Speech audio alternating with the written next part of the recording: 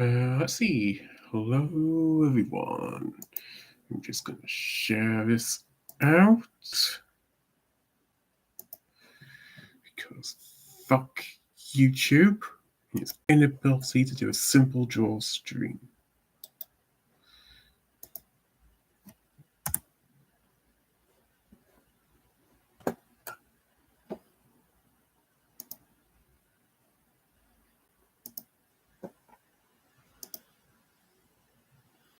Yeah, just going to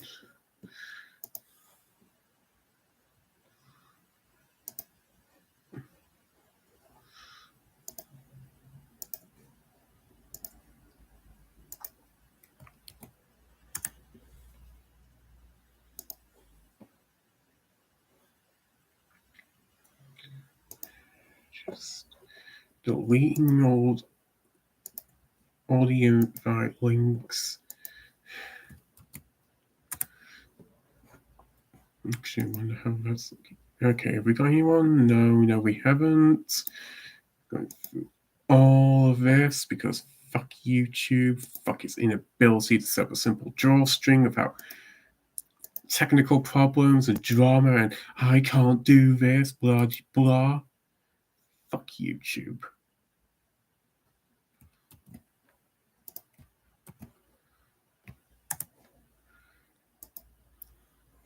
Fuck these companies that can't seem to get simple basic shit right. Here's my screen. This is what I want to have appear on the fucking computer. Can you make this appear so it's on stream? Yes or no? Maybe. Depends on how I fucking feel.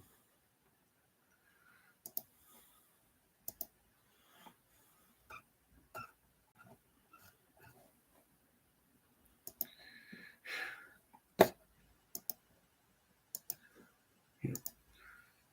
I never used to understand why people had issues with live streams. But now I do. Now I fucking do. What is wrong with getting my tablet to display a captured screen on my laptop, getting the streaming software to recognize that screen, set up a little webcam thing in the corner, and having YouTube recognize that, put it live, and not go, don't know. Seems to be fucking impossible for this stupid platform. And then there's all this sort of like RSPCM keys and all that.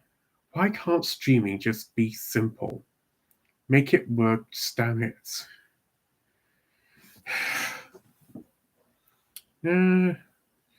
Is anybody coming on? I don't know. I'm just gonna talk shit or something.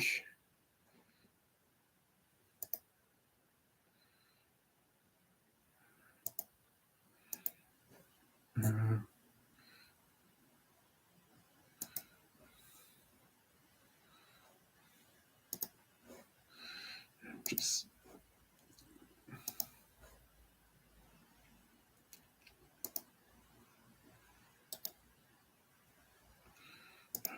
pen.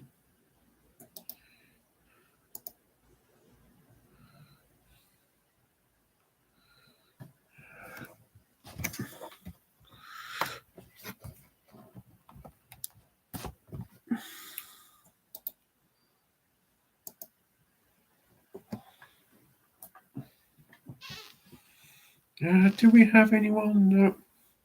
I'm probably just going to do some writing or something. Because, let's share screen.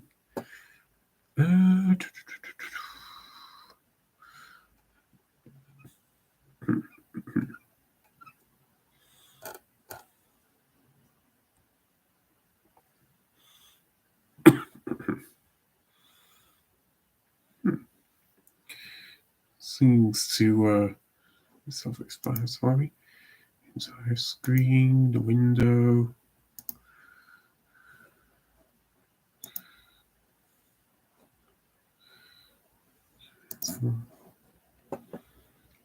Well, for the time being,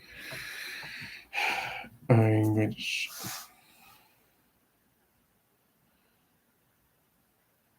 All I wanted to do was just color some line art from the new Ripperverse comic.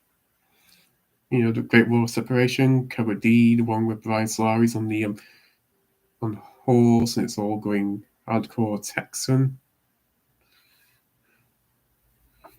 I just wanted to do that, entertain you guys for a while.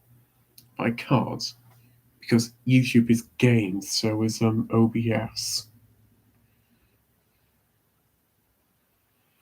So instead, I'm going to finish writing a comic script.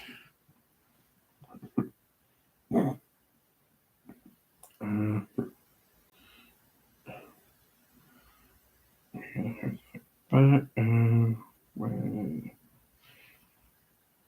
I gotta get rid of some of these. No. Now I know why I had it like this.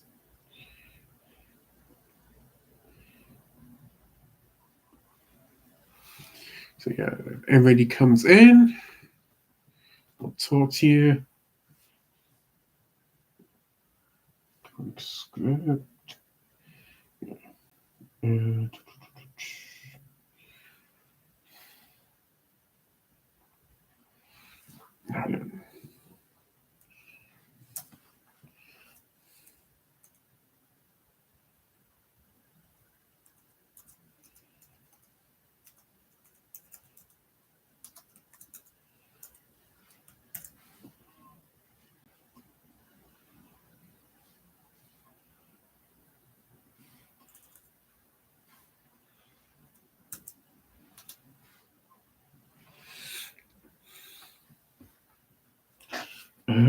let's see.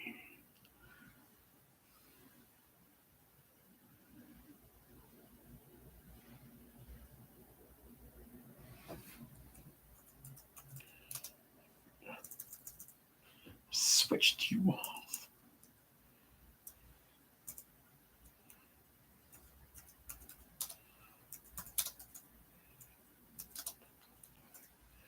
USS Defiance.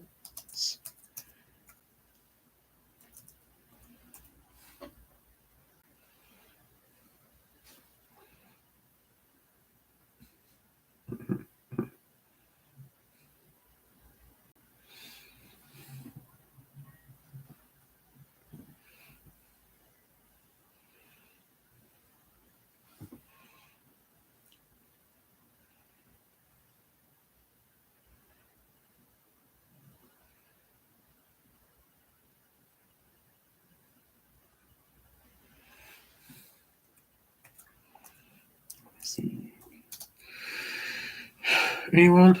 No.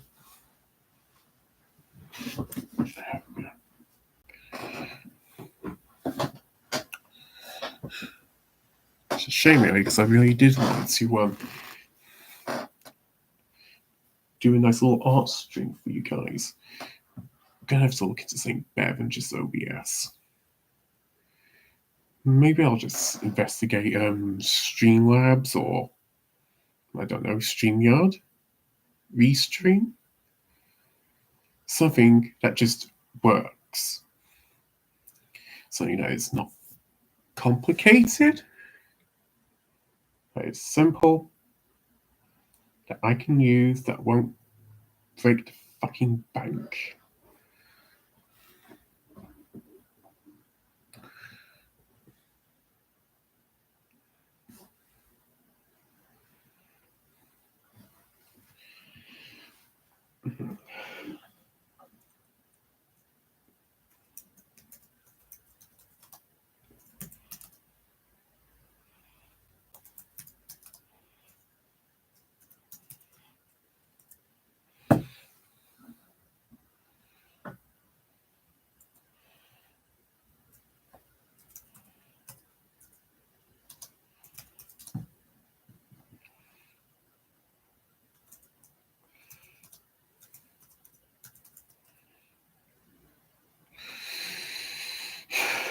Don't know.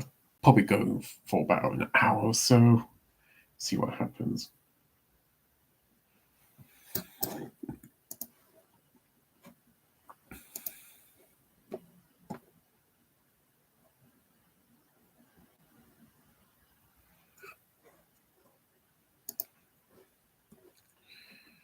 I wish I had somebody to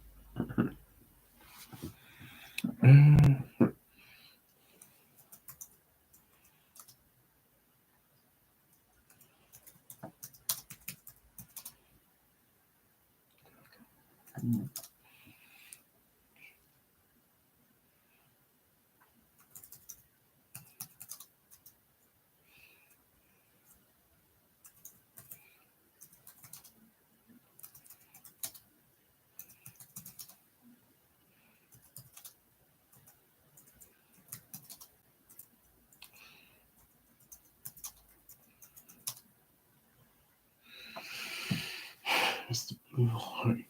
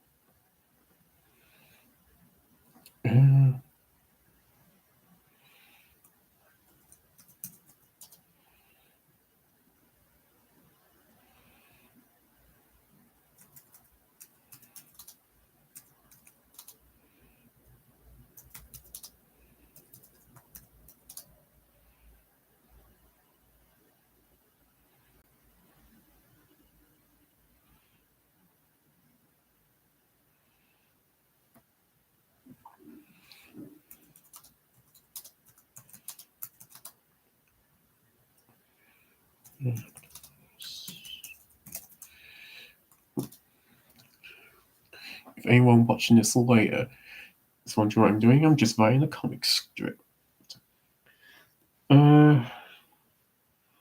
Page 7. I'm not even out of the opening act yet. Jeez.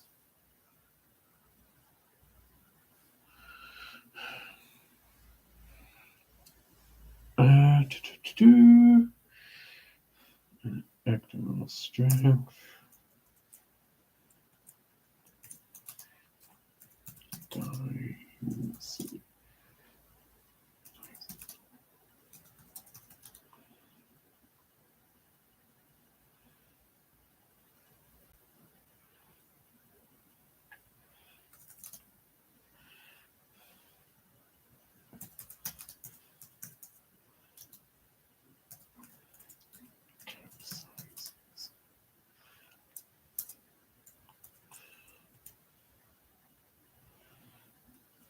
Let's see.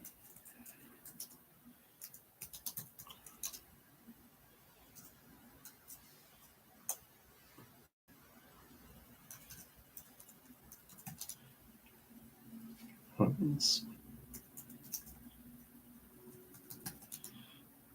Jobs.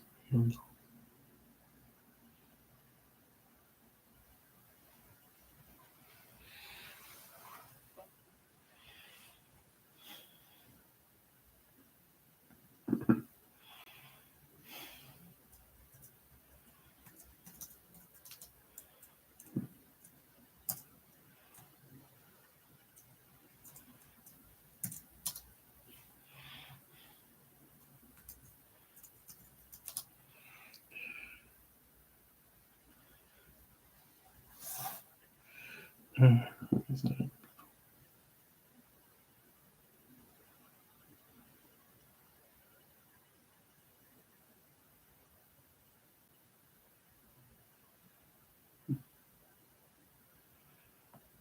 Okay, that's just Gabriel Taib. Finds me on Twitter. Oh, we got a viewer. Who we got? Don't be shy. It was supposed to be an art stream, but I just couldn't get it to work because YouTube refused. Something OBS, something to do with OBS, I think. And it just annoyed me, so I'm just doing this little chat stream while I work on my comic script. So who have we got? Say hi.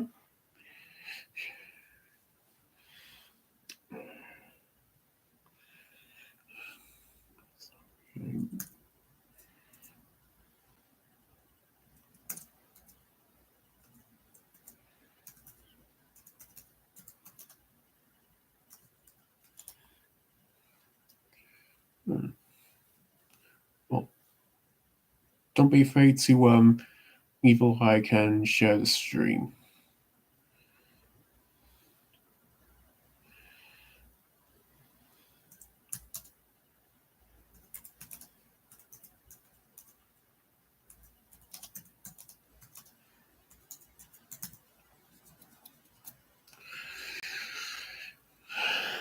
The mission is a bus. Okay.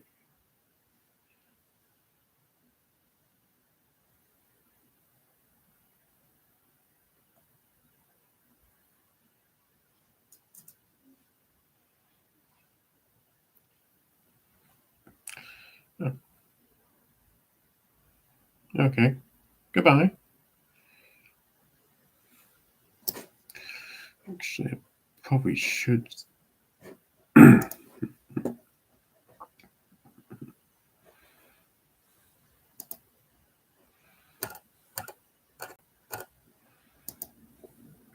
Bye.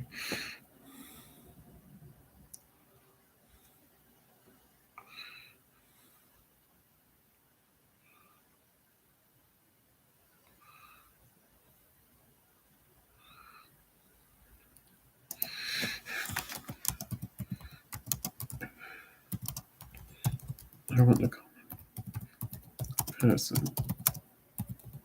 to be able to have a chance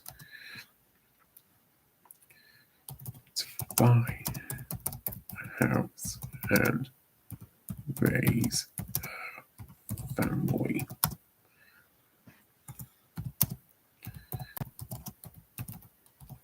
Only problem is that landlords keep buying up the houses in my area, which drives up the price of new builds.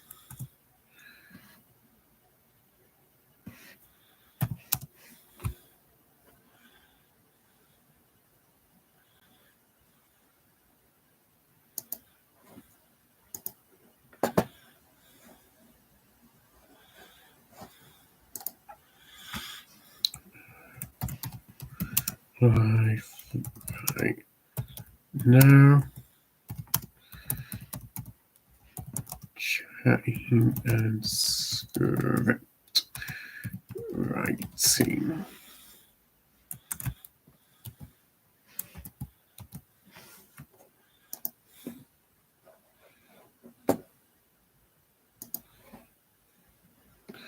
And yeah, whoever's watching this, I'll probably end the stream at about 10:30 my time, so that's it's about 45 minutes from now. Let's see. Page 8. what are we doing on page 8? Okay.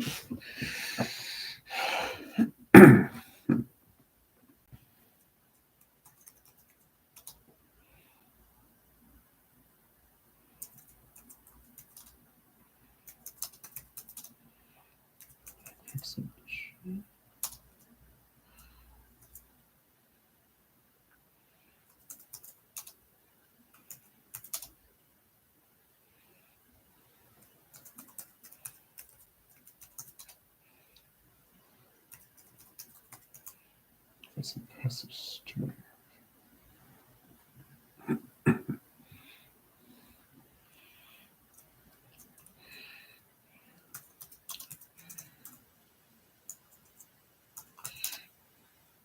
Swings towards the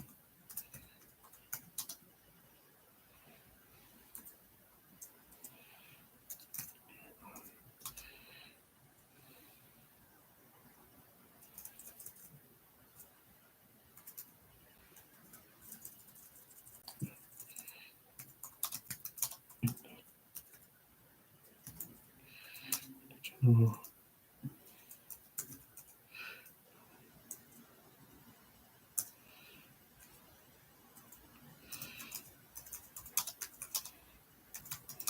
direction of the ball.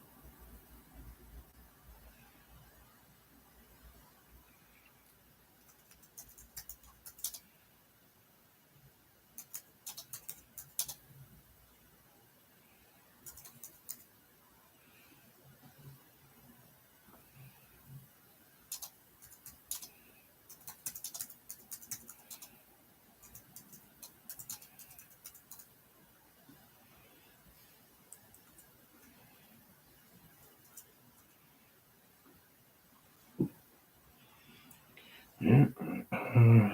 Let me see.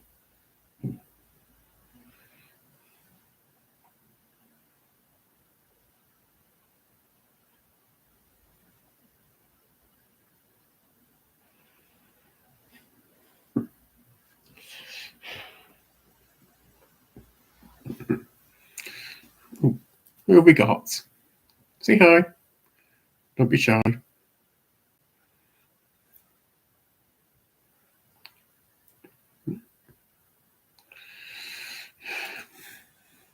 Don't be afraid to leave a message. I'm all about free speech as long as you don't insult me or say nasty shit. Again, that's to be expected. I'm just busy trying to write a script here.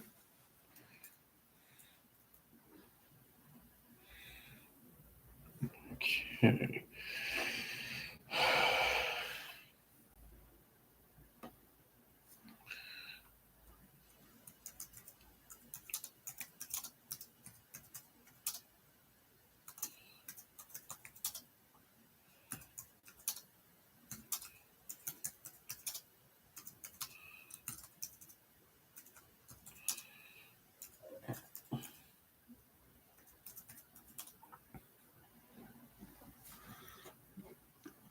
Hello, DCC. Who else have we got? We got a lurker.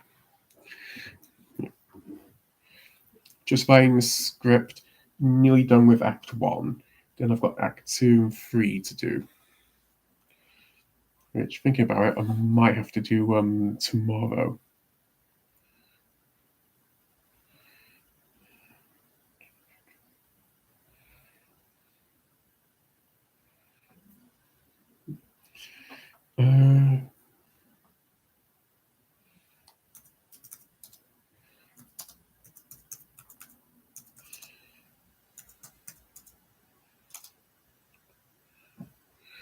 search.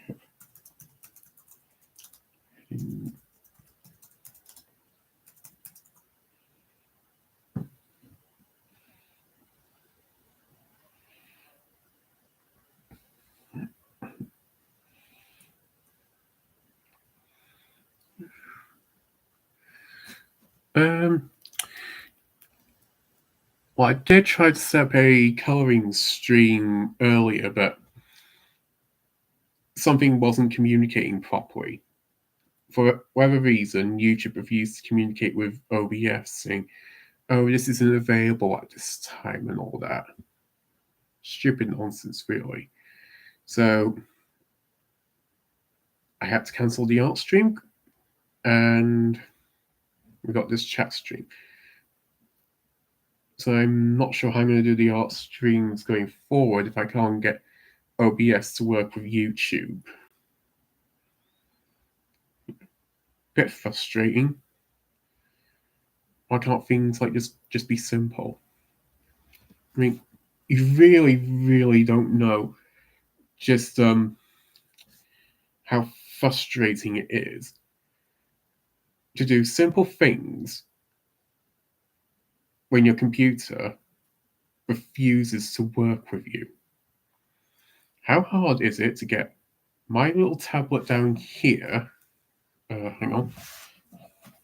This little tablet here to broadcast what's on its screen onto my computer, then have YouTube or OBS pick that up and put it into a live stream. Why is that so difficult to pull off? Why is it difficult just to do simple things like that? Why does YouTube throw a hissy fit when I try to do it? I don't know. Because live streaming software is fucking bullshit. It's invented by people who make things more complicated than they ever need to be. I wish I knew, but I know. Yeah. So I'm going to look into sort of like the various alternative streaming platforms, well, software, and see if they work with YouTube. I might be blowing through my notifications if I do that. So I'm going to look to see what the free stuff's like. So I'll be looking into StreamYards and Restream. No, not StreamYards, Streamlabs. Yeah, why can't they just make it work? Don't know. I mean, why is it so difficult to monetize on YouTube when you get next to zero growth? Let's see.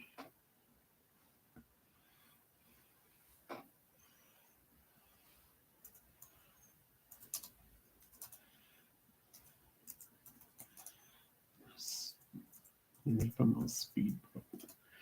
See.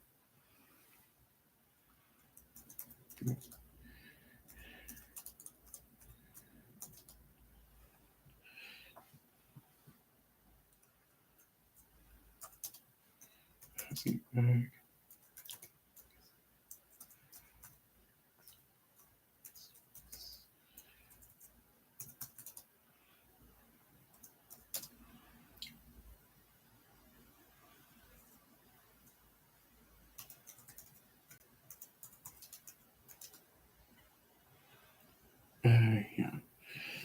Yeah, I see.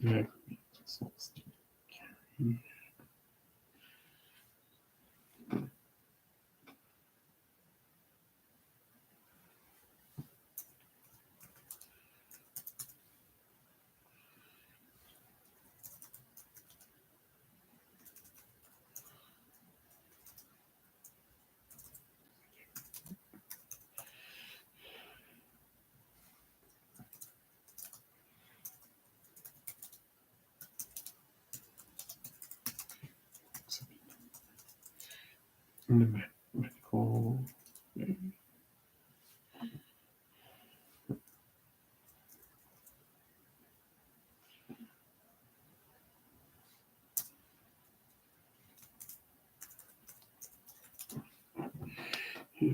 Is it tea time? Well, my end? No, that's long past. It's coming up to 10 o'clock my end. Need any books? Just read Jesus. Yeah, I've been meaning to well, I've been wanting to pick up Jesus Diet. I just haven't had the money to back the book whenever it was on sale. I mean, unfortunately for me, I need money, and shipping costs a ton. I mean, working on the rough exchange rate, it's £25 just to ship. It's like a normal book. See if I got a copy here somewhere. I'll use this as an example. Don't judge. A simple book like that, on its own, if I was to back that on, say, Kickstarter or Fund My Comic, that might only be, say, $10. $10 to $15. I'm going to say $10 because it seems a bit cheaper. But the shipping is $35 just for that. Shipping is ludicrous, and that's about £25 my currency.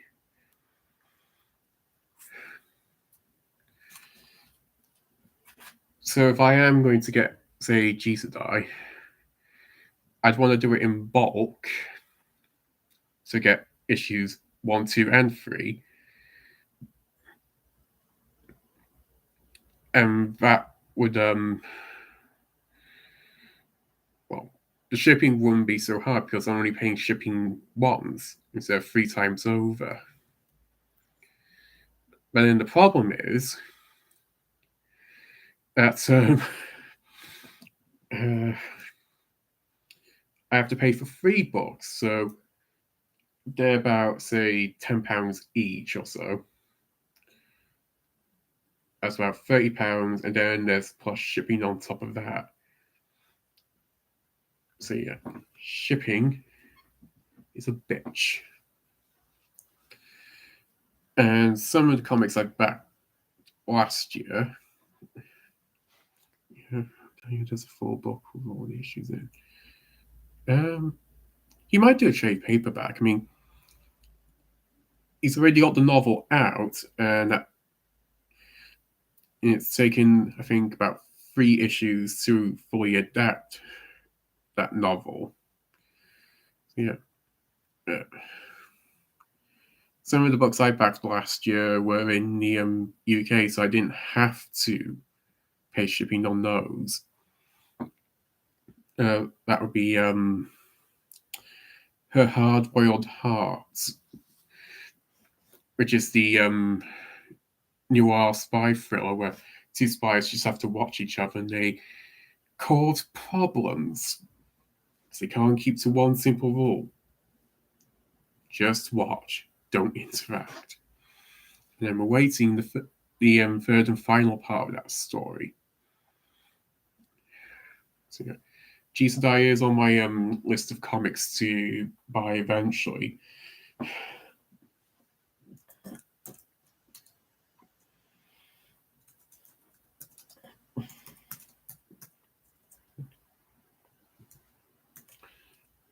Yeah.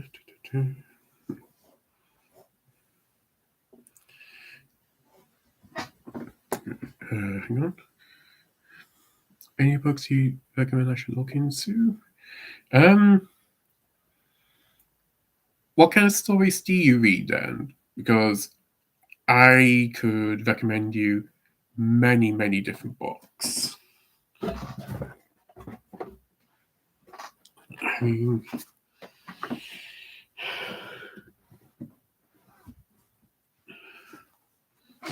do you like action? Do you like your stories to be on the emotional side? Do you like things to be educational? I've got different answers for each and every one of them. Slice of life, drama. I mean, pornographic.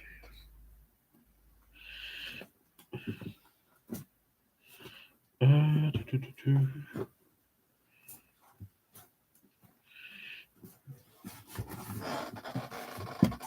mean, if you want an underrated series, well, I wouldn't exactly call this top tier writing, but it's more, I'm going to say junk food comics, where it's good enough, but it's no 5-star restaurants. I mean, I would recommend Ninja Witch if you're into seemingly immortal witches who don't age, combating sort of like an evil secret society that's trying to hunt them into extinction. It means like in the first issue alone, we go from cyberpunk to World War II to medieval England in a series of flashbacks. And the other three issues that follow are set in sort of like the golden age of piracy. Although I do have to warn you that issue 4 does have some have some boobs in it, so dialogue is not exactly the best. I certainly read better comics, but it's enjoyable. Yeah, so see why it's like mean by a little cyberpunky. You got Ninja Witch there. I mean, she starts off as a witch, but later on she sort of ends up in the employee of the Japanese at some point. Hence why she's the Ninja Witch.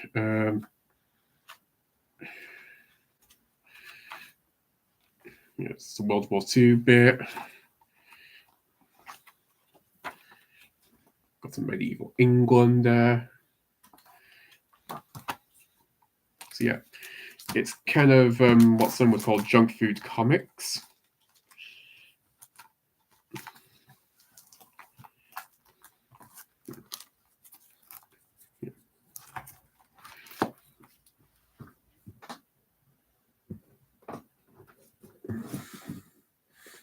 Hang on.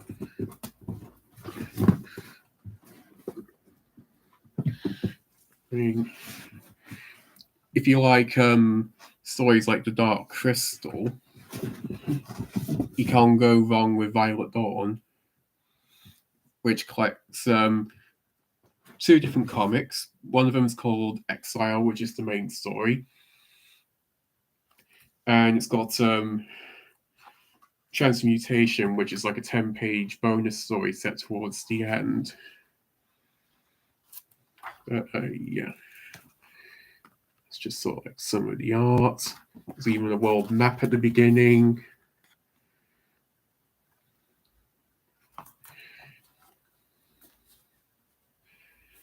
Let's see if I can find a good page. Oh yeah. It's not a lot of characters in it, but it's an enjoyable read. One that I'm looking forward to. Well, I'm hoping it comes next month. Might be the month after. Is Ecos, which is being done by Jeff Johns in partnership with Aspen Comics. Actually, I'm going to look to see if I can find it for you.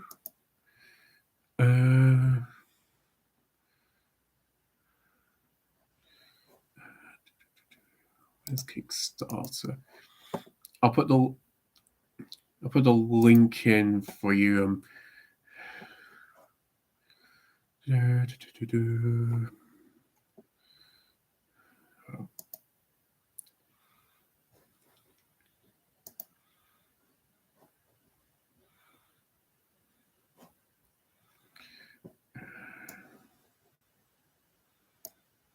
It's going to be showing. Yep.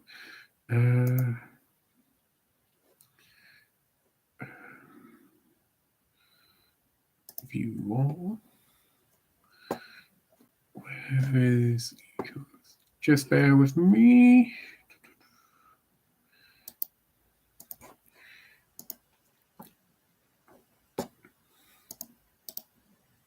Copy. Put it down in the link here. Yeah. It's like the start of a whole new different universe. I think if this takes off the way it should, it might be the next Rippaverse in the sense that it's a whole new universe being launched with some big industry professional talent behind it. Actually, well, I may as well.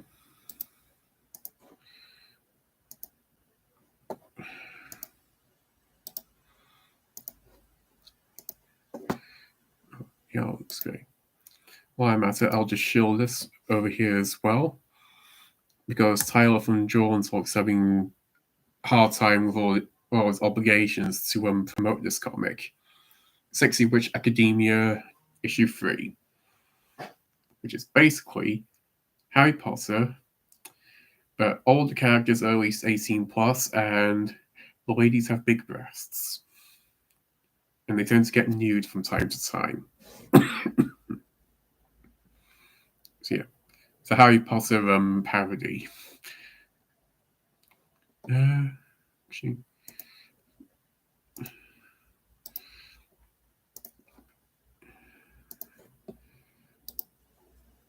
I'll also put I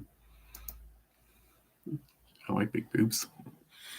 Yeah, and also the latest Ripverse project, which is the War of Separation Part 1, which I thought was going to be 96 pages, but apparently it's going to be about 56 pages, I think.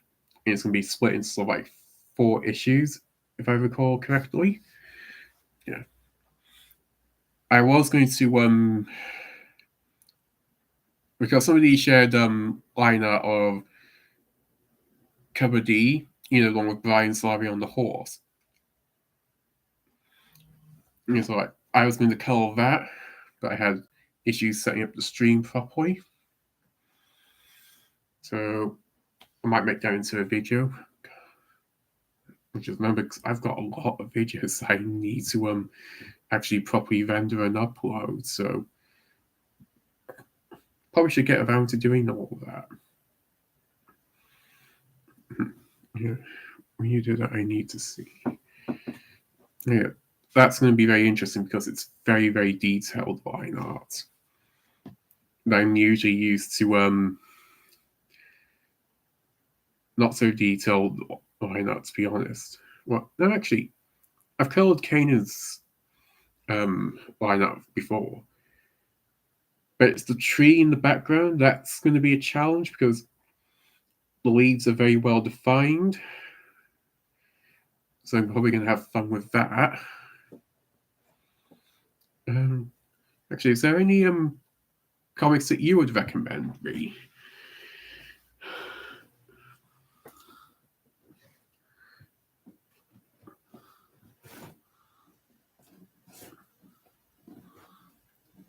Because I'm always looking for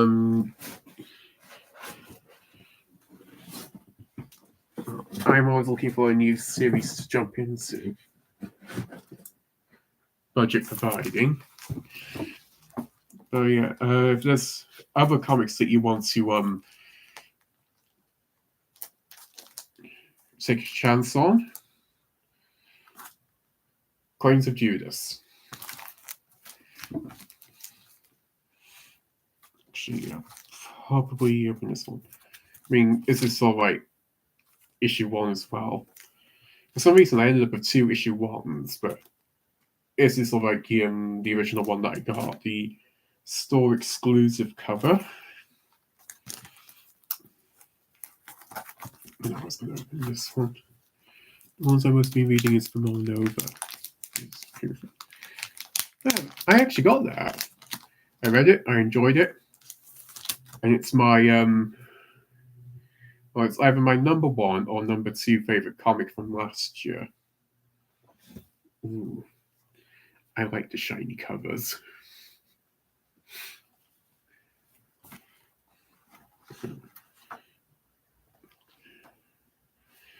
There you go. Basic backstory for this one is okay.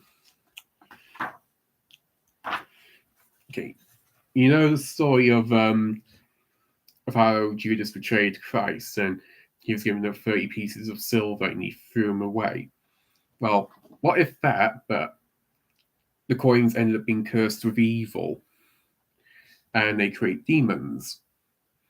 So over the centuries, people have been trying to find these coins to summon and control demons with. And there's another group that's been trying to hunt the demons down and get rid of the coins. So that's the basic premise.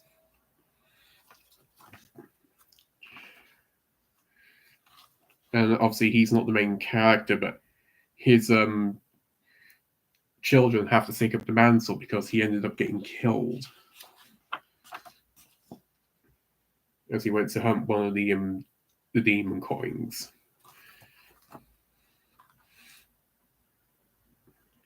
Yeah. But let's just say his children sort of have issues. Don't. What are you complaining about? I'm saving you by burning down your house.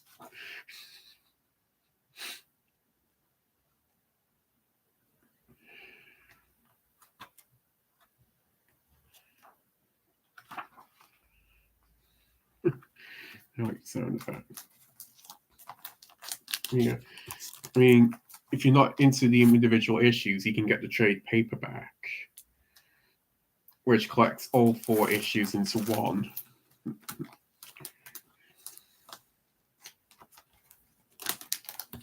Yeah.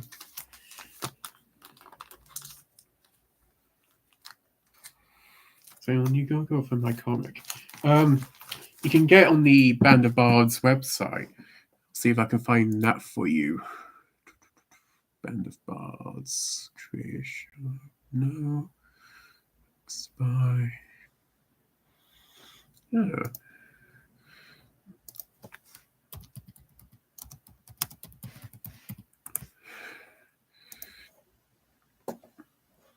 I mean, they've got it's like a whole bunch of other series on there. But they do sort of like Kickstarters. I've not heard of them being on Fund My Comic, and I don't think they do Indiegogo because of all the problems you get with that website. God, this website is slow. Let's see. Bard Shop.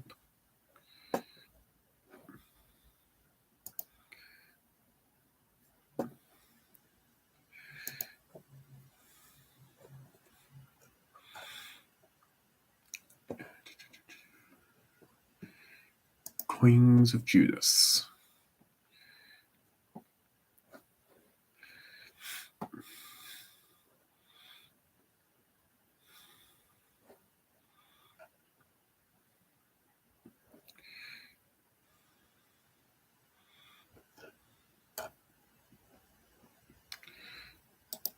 Okay.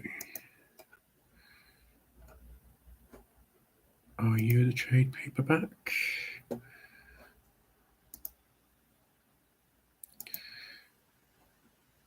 I mean, copy.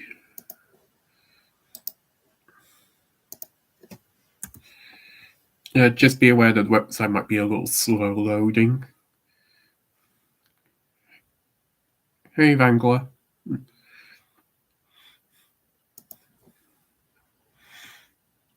And I know that's the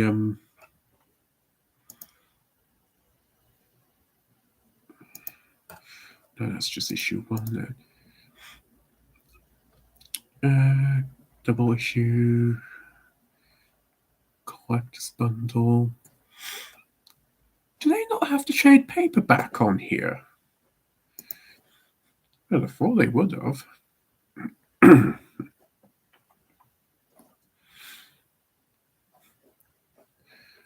Oh, yeah. I should probably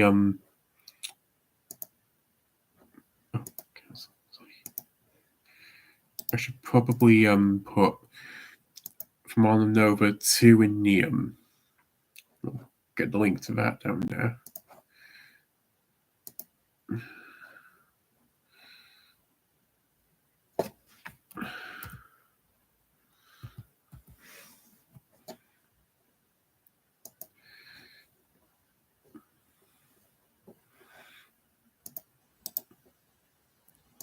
Copy.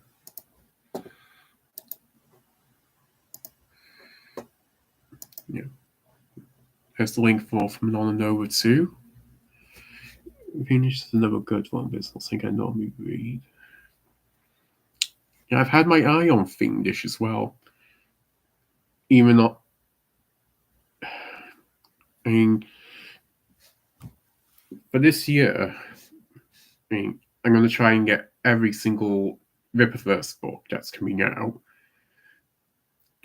But I also want to get Sexy Witch 3.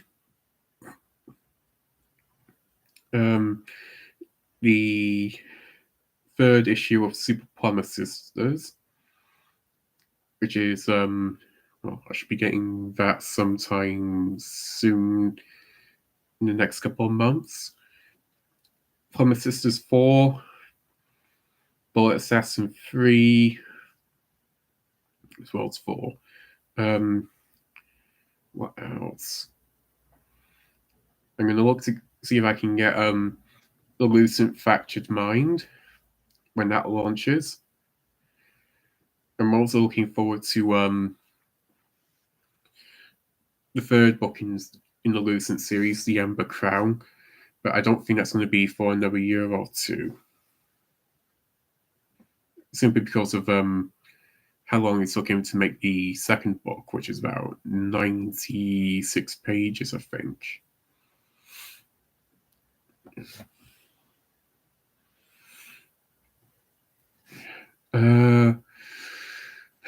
At some point, I want to try and get AR-13L, The Little Mermaid, and a follow-up to that.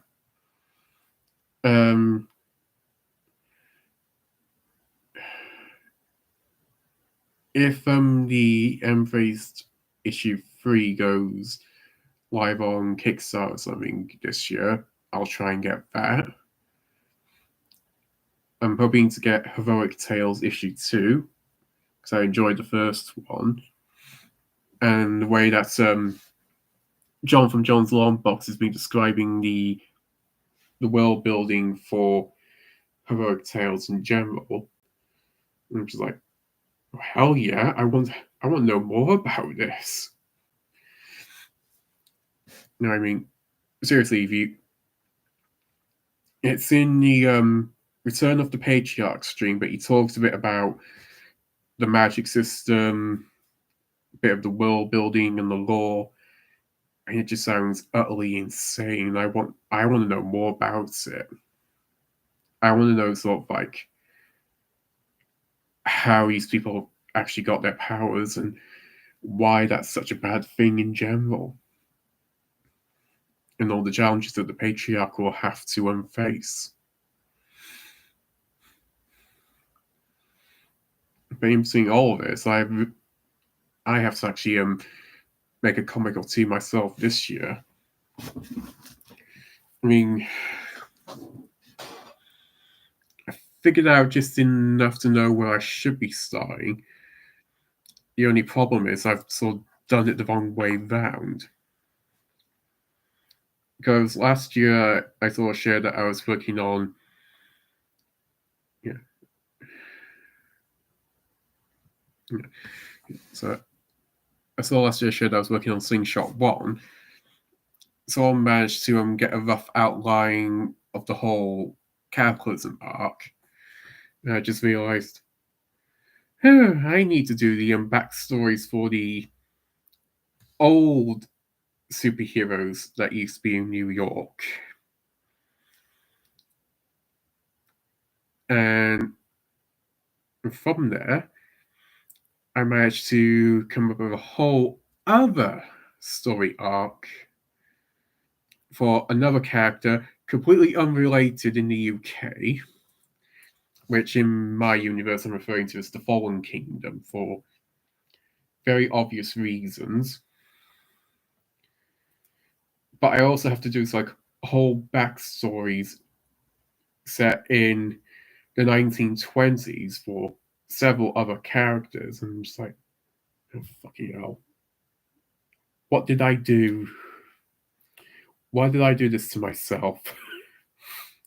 Why do I have to write sort of like, I don't know.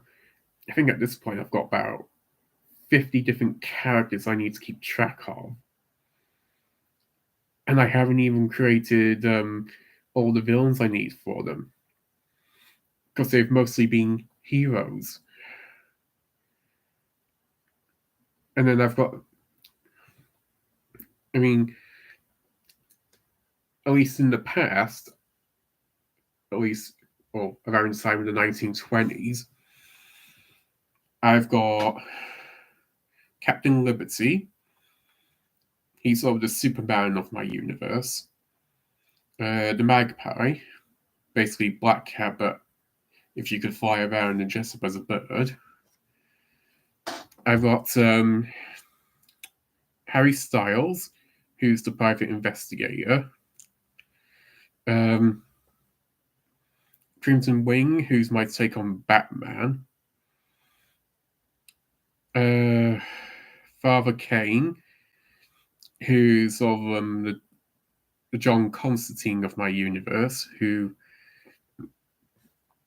has it's like a demon and an angel companion working with him. Don't ask, I'll try and flesh that out when I get to it. At some point, I got to introduce my answer to my take on every 80s action hero ever. And trust me, when I do get to properly designing his backstory and figuring out how he fits into the universe, you're all gonna love him. He's just so unabashedly Arnold Schwarzenegger, basically. Except he can actually understand what he's saying half the time. It sounds like a lot of work, but in a good way. I know. Because I want to get like the early part of the universe up to the formation of the superhero team that I'm calling the Peacekeepers. And Slingshot 1 is sort of like about 100 years or so after the events of Captain Liberty 1. So, first issue of Captain Liberty is set in 1922, about 22 or 21? No, 21. And in 2022, you've got the Cataclysm arc for Slingshot. And for the character in the UK, that's taking place around the same time as Slingshot, roughly. The timelines will sort of eventually meet up at the end of each respective arc, because Cataclysm and what did I call it? Oh yeah, New Dawn. They'll end on something called the Night of Blessing, and that is a unique event that sort of happens in their world that hasn't really happened for centuries. And it's just like something that's going to shift the power balance massively and cause problems for everyone, including the villains. Because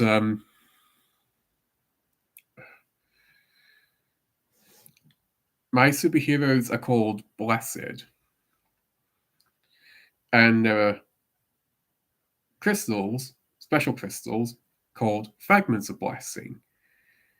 Nobody knows where they come from, but occasionally people come across them and they gain powers from them. I mean, that's all I'm going to say for now, but when the Night of Blessing happens, a lot of people are going to get powers. Be sort of like, so you have designs for the characters in your head and you draw them out. I've got some of them drawn out. One that I was struggling with initially, mostly due to the logo, is my speedster character, because I'm trying to base it on 3 basic principles, which is weight, force, and inertia. Yeah. Mainly the logo, but I've managed to come up with something. But not even Grok was helping much with the with coming up with a symbol to represent the 3 things that make up this character's power system. But in order to keep the power scaling balanced, most blessed sort of have what I call apex level strength. So they're basically about as strong as what the prime apex human would be, but in every single area of every single physical manner they are the strongest. So they can run the fastest, run the furthest, they can jump the highest, the furthest, they got excellent agility, and they're about as strong as the top 1% of humans, basically. But in every category. But it also means that they can still be beaten by like a well-trained person or group of well-trained persons. So yeah, stronger than a strong man. Basically, but if they could run as fast as Mo Farah or Usain Bolt. But for the whole length of a marathon, basically. I mean, yeah. But they'll also like have an additional power on top of that. So for Captain Liberty, he has 2 powers, basically. He is the strongest person on Earth. And I usually jokingly say this, but he is strong enough to crack the planet in half with a single punch. Strong. So he doesn't have apex levels of strength. He has exceptional levels of strength. But he can also fly. And the whole point of him is he is Superman. He is the paragon of justice, of truth, and the American way. He has the strength to wield that power properly. But he doesn't know how to use it properly at the start of his story. And, well, I haven't actually gotten to that point yet, but there'll be a point where he suddenly becomes aware of just how strong he is and has to quickly adapt on the fly how to regulate his power. But at the end of it, he will be going on doing a spot of training to get a handle on flying, sort of regulating his punches and kicks. But when it comes to the physical attacks that he can tank, now people who are apex level, a bullet from a handgun can just bounce off of them. For Captain Liberty, if you had an assault rifle or say a shotgun, those bullets will bounce off of him. It'll be like if you threw a tennis ball at him. But the moment you start bringing in anti-aircraft or tank weapons, that's when you can actually start to feel the damage. So it is possible for him to die to conventional weapons. You're just not going to do it with a store-bought handgun.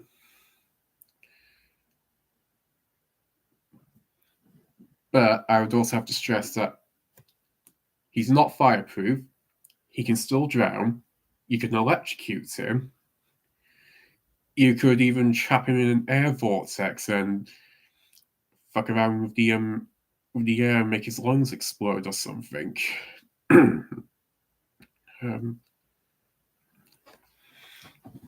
But when it comes to force, you have to go from your conventional weapons, which are designed for humans, and start thinking bigger. But his challenges stem more from not trying to wreck the city, but yeah. So he's strong but has weaknesses. Yeah, because I want to avoid what Spiegel and Schuster did with Superman, where sort of like seemingly every issue they gave him was like a new power or made him invulnerable to sort of like whatever new attacks. And eventually they had to invent kryptonite just to give him a weakness. And then it was the Red Sun. And then it was sort of like a magic hand. Then it's evil Superman or something. So yeah, I kind of want to avoid that long term. But with the story set in the Fallen Kingdom, it does like show sort of like how he dies at the end. So you see his beginning, and then you go straight to sort of like his last stand. And in between all that, you've got several decades worth of potential stories to tell. No spoilers, all. But don't worry, it's going to be very abundantly clear how he dies at the start of actually, have I named it? NDA, mate, NDA. No, it's at the start of Vigilante X issue 1, New Dawn. But it sort of opens up to sort of like how the UK sort of fell into like say disrepair and why nobody's bothered to help him up to that point.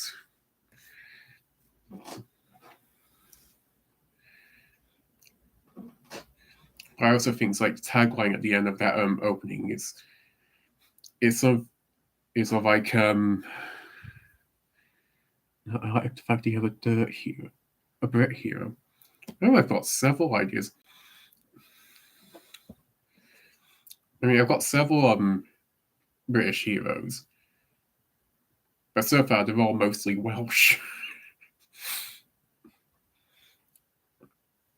I mean, at the end of New Dawn, other people within the Fallen Kingdom, especially within Wales, they also start developing powers, and their stories can branch out from there.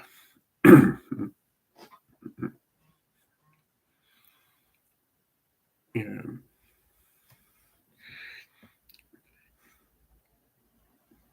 But one thing that'll probably annoy John from John's Long Box is the name of Vigilante X and the power he has. And I'll just put it like this. I came up with the name before I came up with the power. But it just sort of makes more sense because he can't actually publicly declare who he is when he's taking his stand because he won't last more than 5 minutes. So his persona, Vigilante X, is like, who am I? Do you know who I am? I'm going to be coming for you. I'm Vigilante. I'm taking things in my own hands. I'm anonymous. I'm your worst nightmare. But he has to straddle the fine line between justice and vengeance.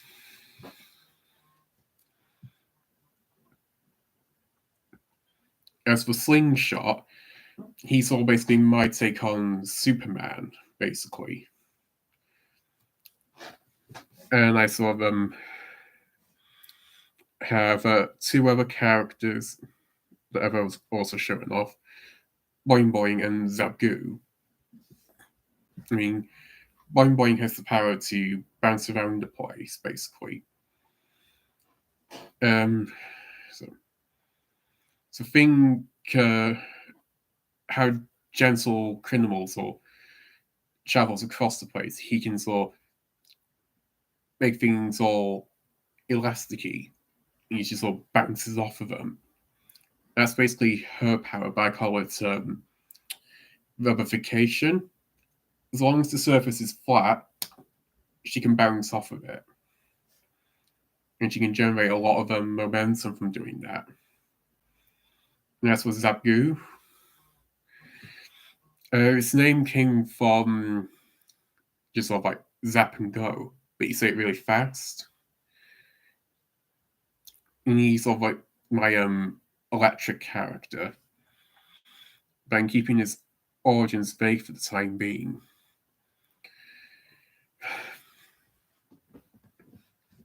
Yeah. But the real problem I have when I'm doing all the backstories for the earlier characters actually comes from Father Kane, because he's from Victorian England. So let's see if I actually see if I can actually find the timeline on here. So I do have when he was actually born, just to sort of give you an idea of how far back I'm actually going with all this. Timeline. You'll get a lot of history for that character, don't you?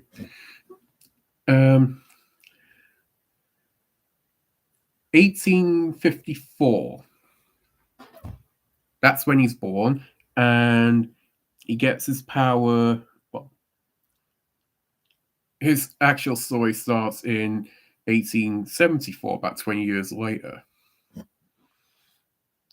And the Peacekeepers don't really meet up until about 1932. And that gives you a bit of an idea of like how long his story will go for. I mean, he's basically around before even the rest of the characters are born, actually.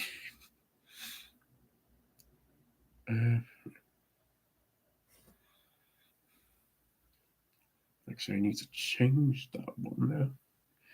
Sorry, just looking at something I need to change because it doesn't make sense.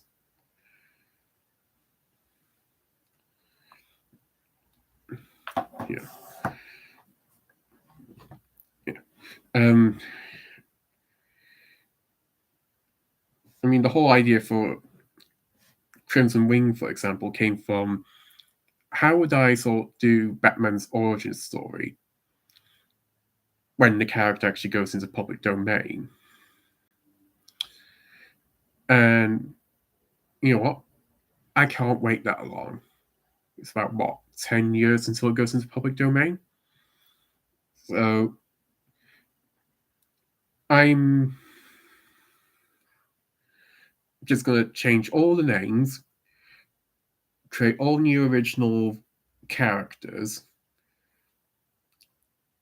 and just sort of do it as, this is my take on Batman, but it's more original, and I'm not going to be constrained by the public domain. I mean, I even like have a cop character who has the name Gordon, but it's not Jim Gordon. It's Gordon Robertson.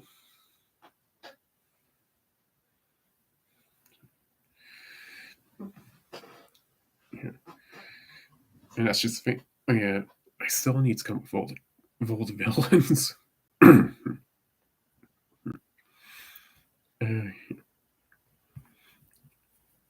Like that. Yep. And with Harry Styles,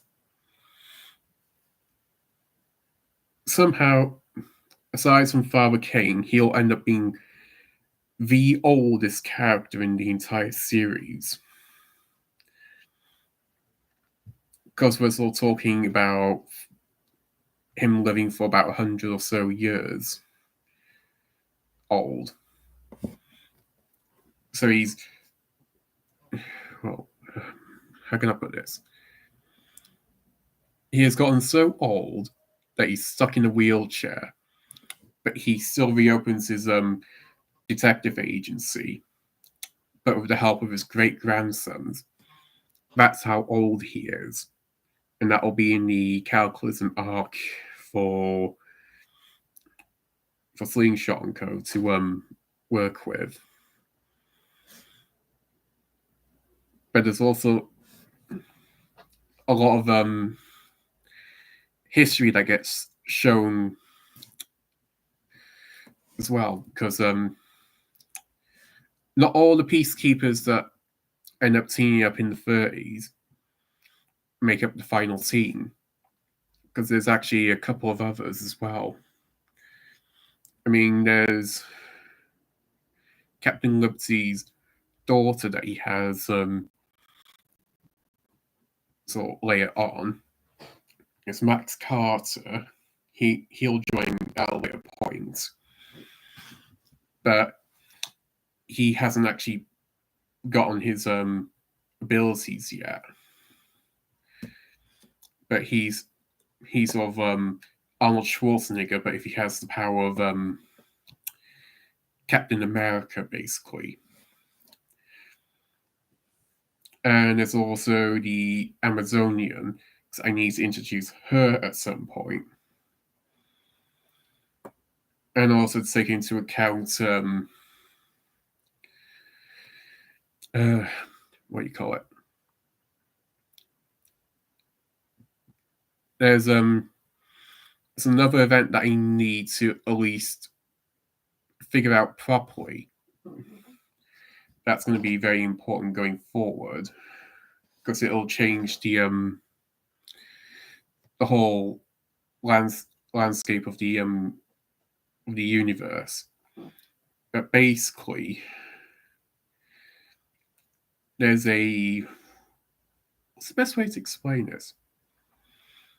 I'm going to go with sort of like a Infinity War style events, kind of, where they have to deal with like a really powerful villain. But because this event happens, a new piece of international legislation is introduced as a response to it, because of how unprepared the Earth is for such a threat, and how powerless they were to stop it, and how they had to rely on the heroes to put an end to the threat, which is a embarrassment to a lot of the world governments, basically. But this event leads to the creation of the Justified Act. And it's very simple. If there's a world-ending event or villain that can bring about the end of the world, then the heroes are authorized to use lethal force to stop it. Especially if the individual in question cannot be contained in any prison on Earth, cannot be reasoned or rehabilitated, and is beyond redemption. If it's a repeat offender, or say somebody like the Joker, they can also fall under the Justified Act.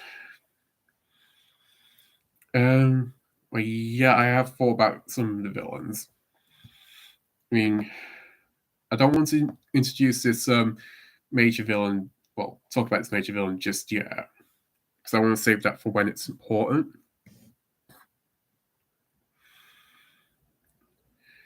But I do like have a couple of other villains and anti-heroes, basically.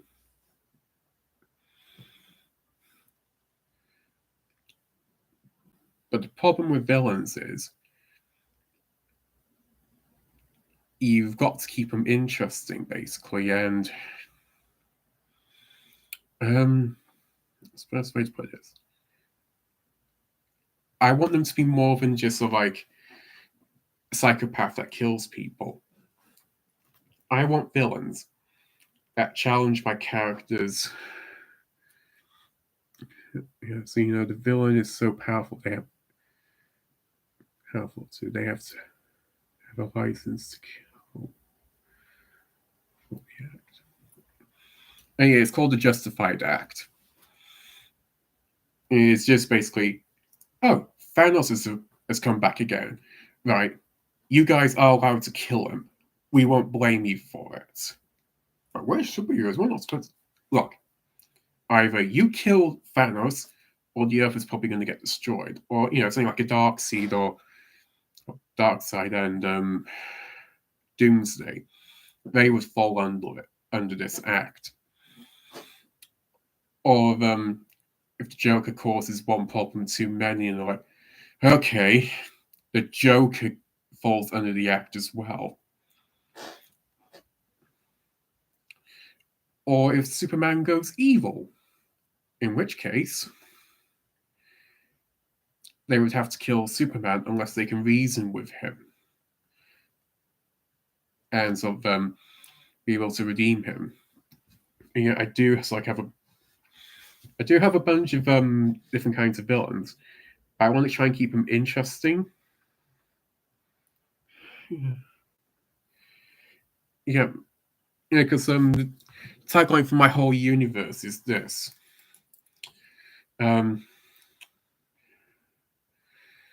Actions have consequences and society reacts.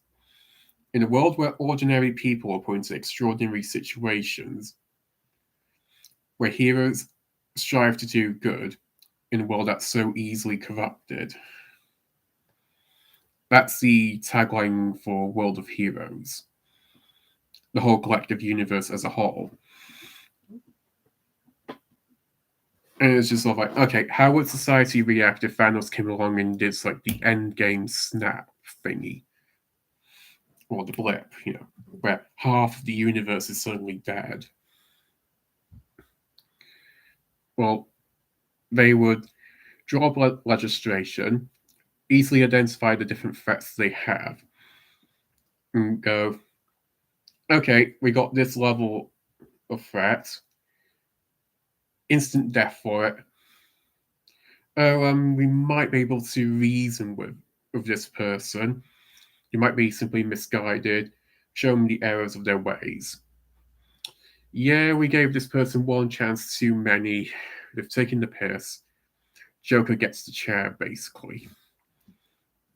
That's what the act is about. And I even put it into Grok and said, hey, Grok, draw up a legal framework based on the on these basic points and call it the Justified Act. I mean, AI is very useful for that because I don't know how to draw up a legal framework, but Grok, pulling from all these different web pages, etc., can.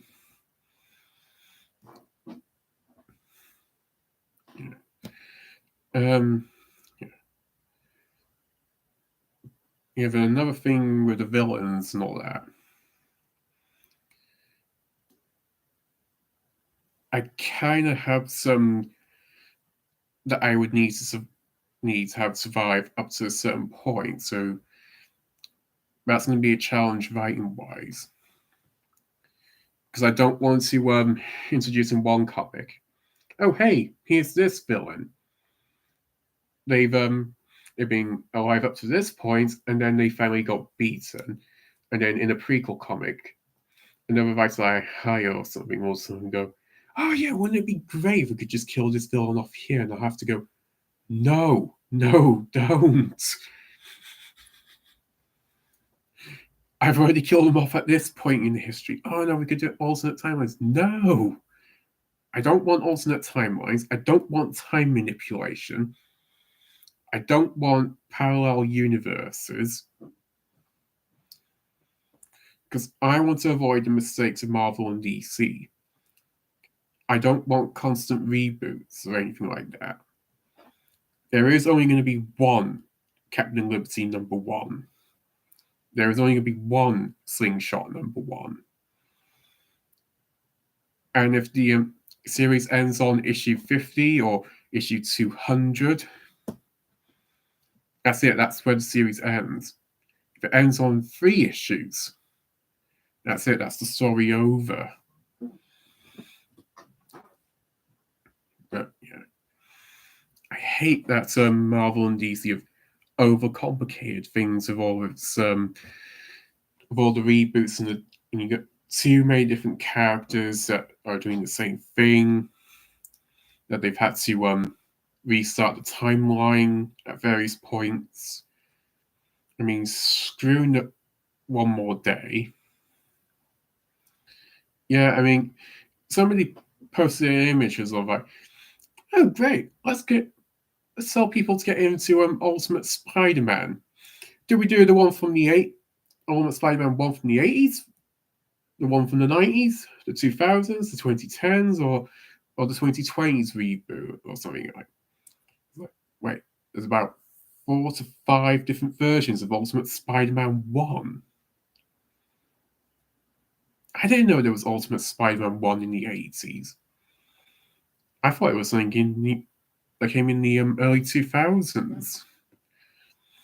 I mean, I'm certainly aware of the reboot from last year.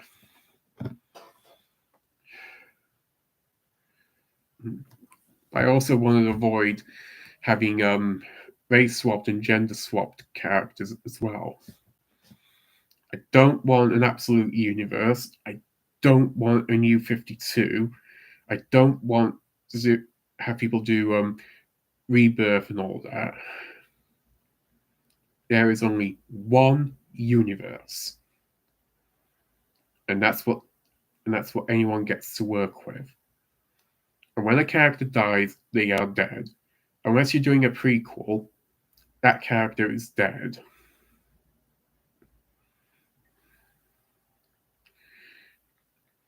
In the universe is actually quite interesting with the way that I've written it. Imagine an egg. The whole universe is in that egg. Each little bubble is its own realm, basically. You cannot just simply travel from one little bubble to the next because of the way space warps around it. You simply can't travel. You basically sort of keep going out and out and out and out and out, and eventually you stop and you're just sort of running in place. Think of it like in some video games. It's like back in the early 2000s, you just sort of I'm going to say Kingdom Hearts 1 in the tutorial level of Destiny Islands. You can just sort of swim out for a bit, and then you stop, and you can't swim any further. But then you can just sort of swim all the way back to the main island. And you can spend hours trying to swim out, but you won't get any further from it. But it doesn't take you long to swim back to the island. That's kind of how I want the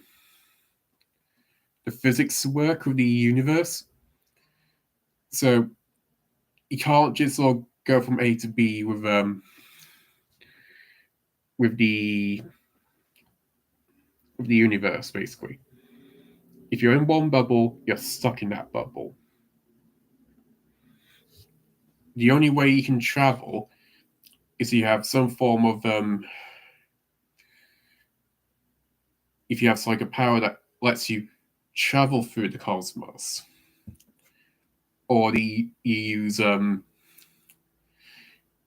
gateways that can open up rifts between realms, that I'm calling them, basically. And there's sort of 3 main points to the egg universe, basically. You got the top and the bottom, which represents light and dark. And then you got the event horizon in the middle that basically stabilizes everything. And the top of the universe is basically the divine realm, which is basically where the angels are, divine beings, basically. And they can see it's like the light of the source that creates everything, but they can never reach it. They could fly to it for centuries, not get any closer than they would if they just set out an hour ago. Okay, Wrangler, have a good one. Blessed be. Blessed be. I mean, yeah. So they can set out for an hour, reach the point, the stopping point, and keep going for about a good century or two, but they'll never get any closer to the light of the source of creation, basically. But it'll only take them an hour to go back to their divine realm, basically.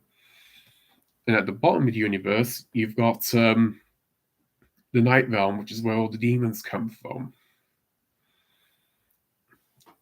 And holding up the universe, almost like an egg cup, basically, is the underrealm, basically, and that's where things like Cthulhu live.